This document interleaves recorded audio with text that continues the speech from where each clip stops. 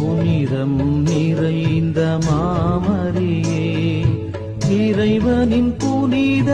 மாதாவே, கன்னியரில் உயர் கன்னிகையே,